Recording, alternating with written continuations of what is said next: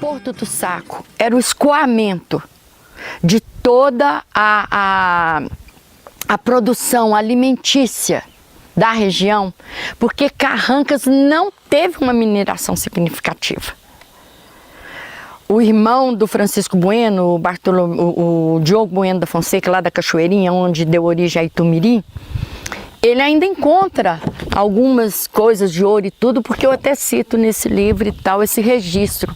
Ele se torna até guarda-mor dessas minerações aqui de Carrancas, mas não foi significativo. O que foi significativo, principalmente nas margens do Rio Grande, que é exatamente onde está a Rocinha, é a grande produção alimentar, que levava para as Minas Gerais e também, por que não, de encontro para as outras vilas atrás, né? Como Baipendi, que hoje é Baipendi, e etc. e tal.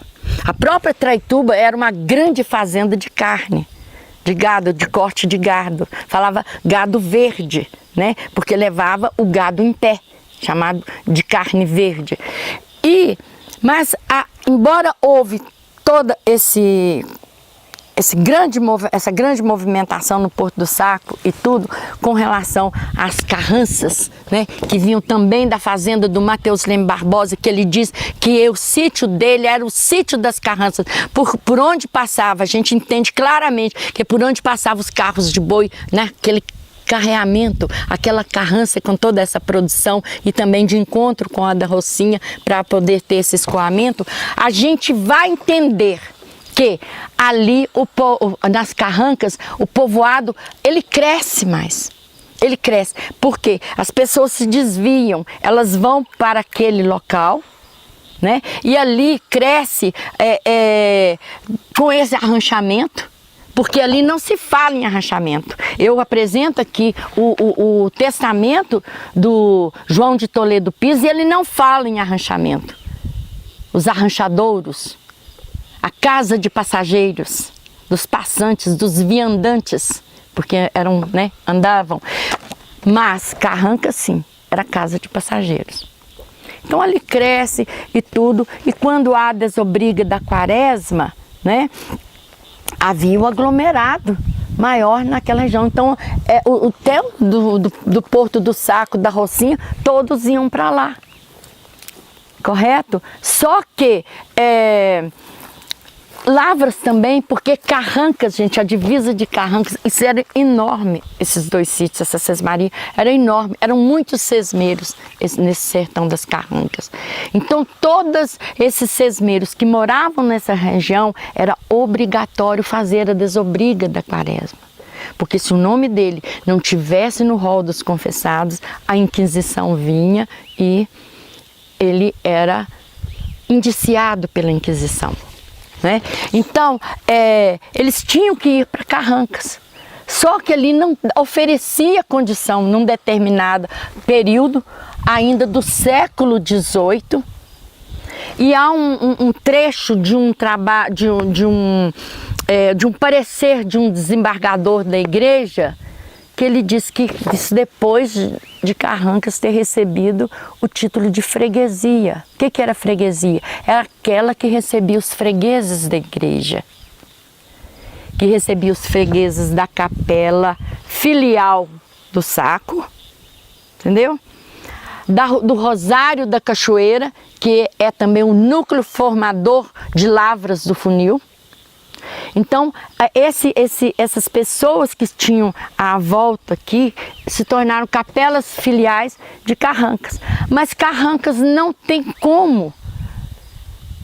Era difícil demais subir o salto para esse pessoal chegar até lá. Tudo era muito distante. E esse desembargador houve por bem tirar a freguesia de Carrancas e passá-la para Lavras. Porque Santana das Lavras do Funil, era assim o nome de Lavras, havia criado uma igreja, construído uma igreja melhor, uma capela melhor. E aí facilitava esse acesso. E o padre, o pároco daqui, tinha que ir para lá, porque aonde está a sede da paróquia, da freguesia, o padre deveria estar. E ele não quis ir. Ele fica aqui, com certeza ele ia no seu burrinho, no seu cavalinho. Até eu ponho uma imagem aqui para mostrar como esses padres andavam, né? Ele vai com seu burrinho e tudo, com certeza, né, com seu cavalo e tal, para oficiar os cultos em Lavras. É muito interessante, eu já falei até um pouquinho aí anteriormente, que em 1914 ainda era cobrado o imposto por uma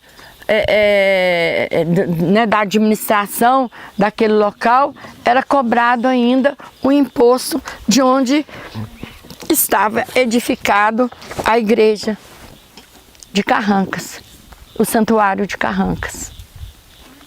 Porque o santuário de Carrancas ele fica pronto em 1865. O pórtico, aquele portal de cantaria que tem lá na porta, tem gravado lá, 1865. Todas as igrejas faziam isso quando terminava. Só que em 1914 ainda se cobrava o imposto predial. Em nome, não do local da igreja ali, em nome de uma taveira, de uma descendente do Manuel Álvares Taveira. E em 1748, no testamento dele, ele diz: eu quero ser enterrado na nave da minha capela. E muitos outros depois, descendentes dele, exigiam também esse enterramento. Eu só fiquei com uma dúvida agora. Porque a senhora fala, a senhora está se referindo à capela de cima, que fica lá no cemitério, ou à capela de baixo, quando ele fala de quando ele quer ser enterrado? Quando ele quer ser enterrado, aí que está. Ontem, junto com essa equipe fabulosa dessa secretaria, a gente visitou o interior onde é a sacristia e tudo, do santuário. E nós encontramos ali um chafariz com uma carranca. E esse chafariz com essa carranca, ele tem a data de 1723. Então o sacristão falou assim, o padre falava que era porque era a data do primeiro batizado e tudo que puseram isso. Então são inferências agora, são novas abordagens que a gente tem que fazer.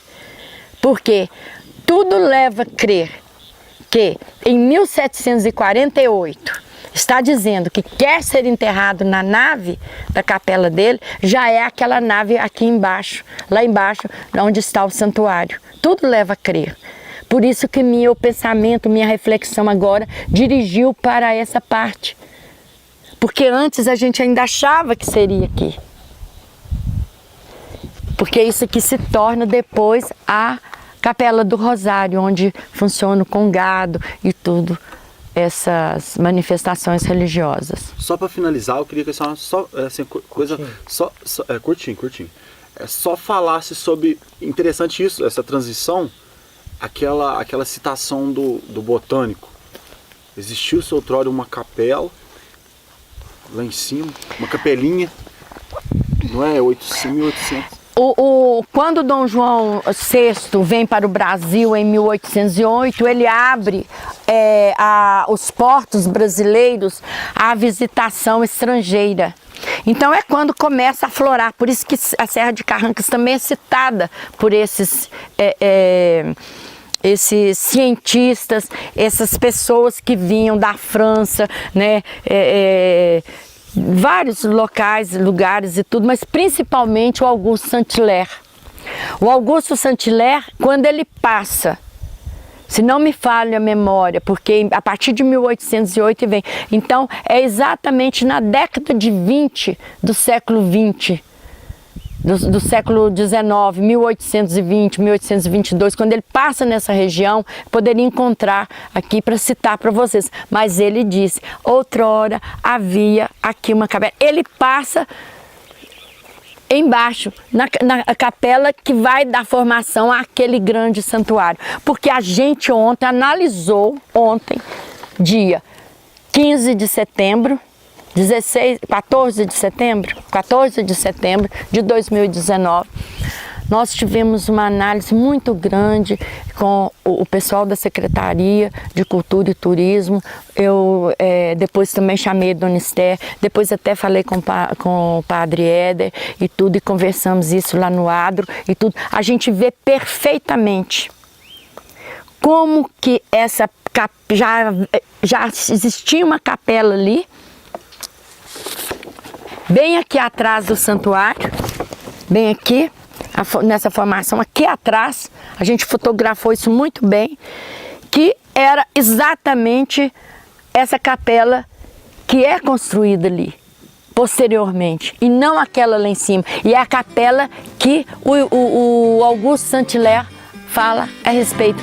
E a gente observa as torres dela e a cruz dela virada para a capela que existia lá em cima.